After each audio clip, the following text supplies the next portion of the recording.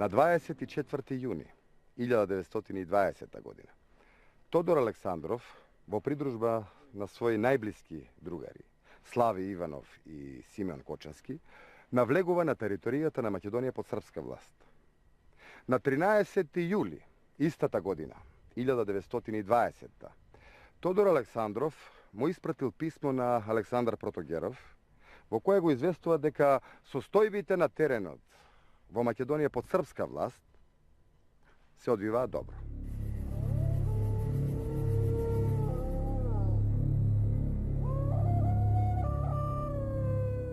Во воспоставувањето на организацијската мрежа на ВМРО, Тодор Александров го вршил во текот на ноќта, при што со својата чета обиколувал 2 до 3 села.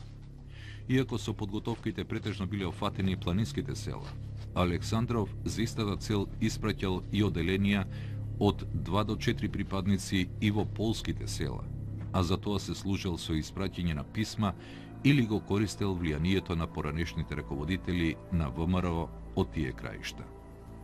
Тодор Александров исто така барал од Протогеров, како член на ЦК на ВМРО, да подготви организацијски работници и тие да заминат на терен во Битолско и Скопско.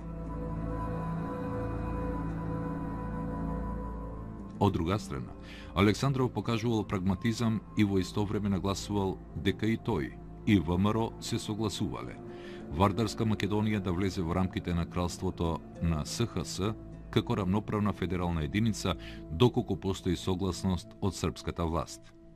Покажувајќи можност за компромис и ВМРО да го положи оружјето во случај на разбирање од српска страна, Александров од име на организацијата ги повикал македонците на општинските и парламентарните избори во кралството на СХС во 1920 година да гласаат за кандидатите на Комунистичката партија на Југославија.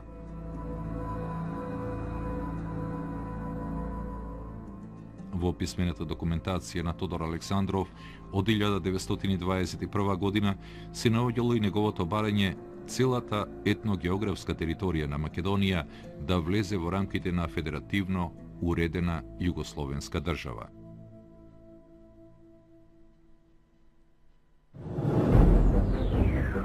ВМРО како една од највлијателните македонски организации во периодот од 1920 до 1923 година територијата на Пиринска Македонија под бугарска власт ја претворила во добро организирана база од каде низините чети навлегувале во другите делови на Македонија. Во овој период, поради политиката на зближување со кралството на СХС, ЦК на ВМРО ја прогласила за непријателска земјоделската влада на Александар Стамболиски. Зачестиле дипломатските средби помеѓу владите на кралството на СХС и Бугарија, кои имале за цел, меѓу другото, и да ја уништат организацијата ВМРО. Поради ова, од името на ЦК на ВМРО, Тодор Александров упатил заканувачко писмо до бугарскиот министер за внатрешни работи Александар Димитров. Тоа уште повеќе ја продлобочило војната помеѓу ВМРО и бугарската земјоделска власт, при што првата жртва на непријателствата бил бугарскиот министер за внатрешни работи Димитров, кој бил убиен од четници на организацијата.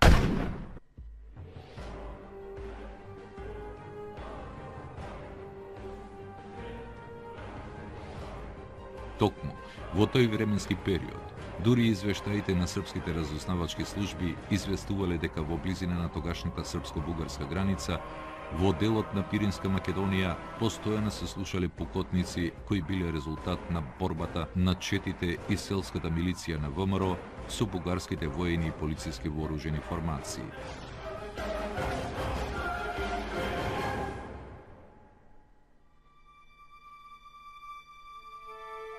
Во таа отворена војна страдале и двете страни, при што конечната цел на бугарската земјоделска власт била уништување на ВМРО и ликвидација и на самиот Тодор Александров, додека пак организацијата изрекла смртни пресуди на сите повисоки функционери во владата, заклучно и на премиерот Александар Стамболиски.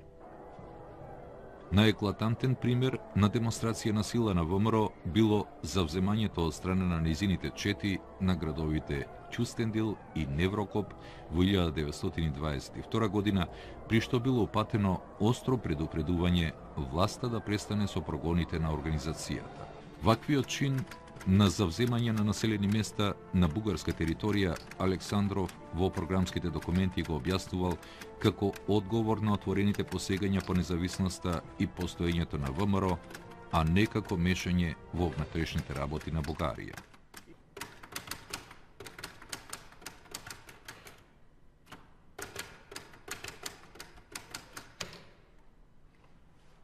Во овој период, Централниот комитет на ВМРО ја насочува својата политика во насока на соработка со владата на фашистичка Италија. Само поради фактот што таа имала ревизионистички однос кон постоечките граници на кралството СХС.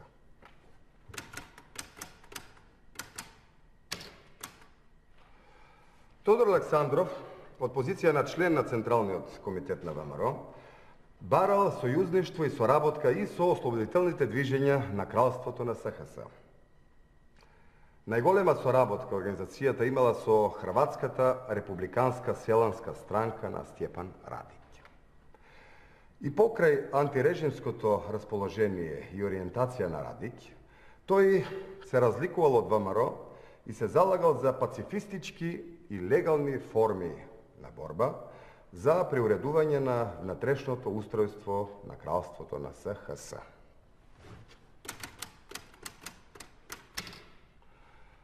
Поради таквата политика, Тодор Александров на 15. август 1924 година му упатил писмо на Стјепан Радиќ, во кое, меѓу другото, се кажувало: Јас не сум криел и не крием дека ние сме се разликувале со вас во методите на борба со нашиот заеднички непријател. Но исто така тврдам дека и хрватите, начело со Радиќ, ќе се уверат дека со српските властодржци не може поинаку да се разговара, освен со пушка, нож и бомба. Напоредно со обидите за заедничко дејствување со сепаратистичките движења во кралството на СХС, ВМРО ги продолжила вооружените напади со комитски чети во Македонија под српска власт и во Егејска Македонија под грчка власт. Најчеста мета на четите на ВМРО во Вардарска Македонија биле српските колонистички населби и федералистичките чети кои биле во српска служба. Во јануари 1923 година бил извршен напад врз колонистичкото население во селото Кадрифаково, Свети Николско, при што четата на ВМРО убила неколку десетици српски колонисти. Тодор Александров лично подпишал писмо до тогашните српски весници, медиуми и до владата на кралството на србите, хрватите и словенците, во кое што отворено им се заканил дека доколку продолжат со населувањето на колонисти во Македонија, ќе ги снајде истото што го виделе таа вечер во тоа македонско село. Тој ги предупредил српските колонисти да не наседнуваат на провокациите на тогашната српска власт и на нивните ветувања дека во Македонија можат да наидат на некаков рај. И ги предупредувал дека постојано ќе бидат на удар на четите на организацијата, се дури не се иселат во нивните стари родни краишта. Ваквите остри заканувачки писма на Тодор Александров и до српските колонисти и до владата на кралството на србите, хрватите и словенците во голем степен нанела удар на српската колонизација во Македонија. Голем дел од колонистите се исплашиле поради таквите вооружени напади на четите на организацијата и се вратиле повторно во нивните родни краишта, односно оттаму од каде што дошле. После овој настан, безбедносните служби на кралството на СХС уште повеќе зголемиле наградата за евентуална информација или убиство на Тодор Александров.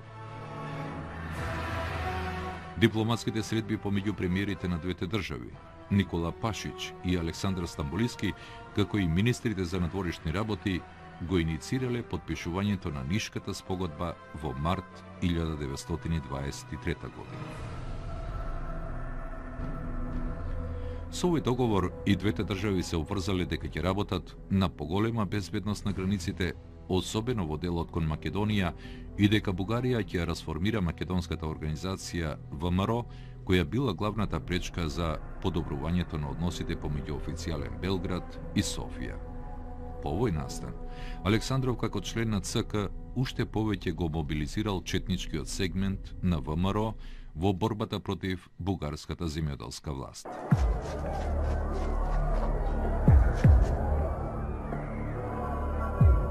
Во таква сложена општествено-политичка ситуација, Бугарија го дочекала државниот пресврт од 9 јуни 1923 година.